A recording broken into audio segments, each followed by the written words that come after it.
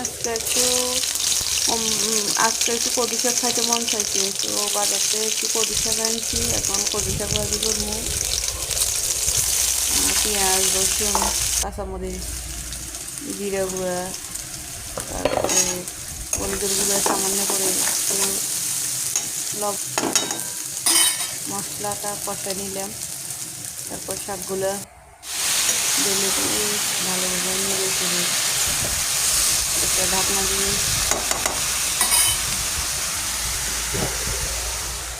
বড্ডক্য দিয়ে ডাকে দিচ্ছি।